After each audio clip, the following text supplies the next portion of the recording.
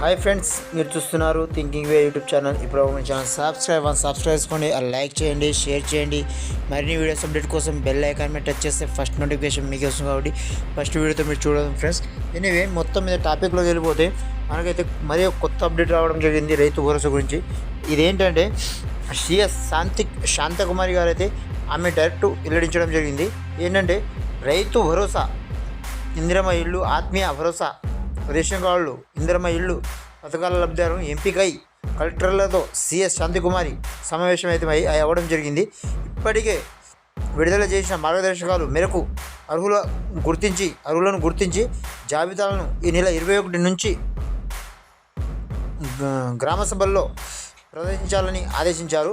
జిహెచ్ఎంసీలో ప్రత్యేక జాగ్రత్తలు తీసుకోవాలని సూచించారు. అలానే ఈ నెల 26 నుంచి పథకాలను అమలు చేస్తామని ప్రభుత్వం వెల్లడించిన విషయం తెలిసిందే. కానీ సిఎస్ శాంతకుమారి కూడా మాట్లాడడం జరుగుతుంది. కాబట్టి ఏంటంటే ఈ రైతు భరోసా డబ్బులు మనకు ఈ పాటికి అందాల్సిన డబ్బులు ఇప్పటికీ మనకి ఏ అకౌంట్లో చేరలేవు.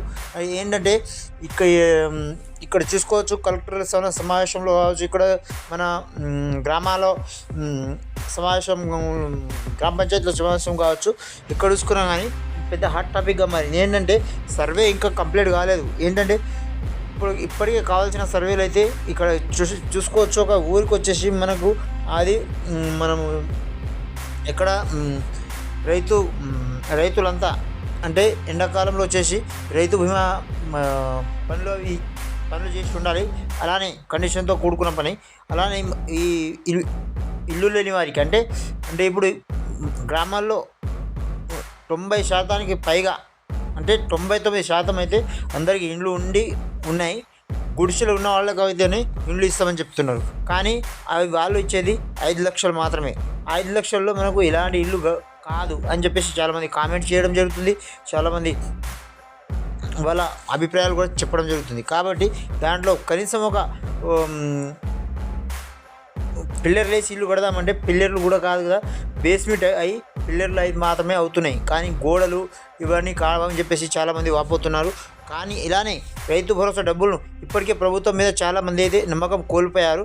ఈ నమ్మకాన్ని నిలబెట్టుకుంటుందా మీ ప్రభుత్వం, లేకపోతే అలానే గాలికి వదిలేస్తుందా అని వేచి చూడాలి ఫ్రెండ్స్. కానీ ఖచ్చితంగా అయితే రైతు భరోసా వేసి తీరుతామని చెప్పేసి, దాంతోపాటు ఇంకో 3 పథకాలను కూడా అమల్లోకి తెస్తామని చెప్పేసి అయితే ఇక్కడ చూసుకోవచ్చు. బట్టి విక్రమార్క కావచ్చు, ఇక్కడ సీఎం కావచ్చు, ఎవరైనా కావచ్చు మాట్లాడడం అయితే జరుగుతుంది. వేచి చూద్దాం ఫ్రెండ్స్. ఇంకో మనకు అయితే వారం 10 రోజులు అయితే టైం ఉంది. ఈ టైంలో మనకు రిజల్ట్ అనేది తెలిసిపోతుంది. మన ఛానల్ని ఏమాత్రం సబ్స్క్రైబ్ చేసుకోకుండా కానీ సబ్స్క్రైబ్ చేసుకుని లైక్ చేయండి, షేర్ చేయండి మీ ఫ్యామిలీ అండ్ ఫ్రెండ్స్ అందరికీ. ఫ్రెండ్స్ చూస్తూనే ఉండే thinking YouTube channel. Thanks for watching. జై హింద్.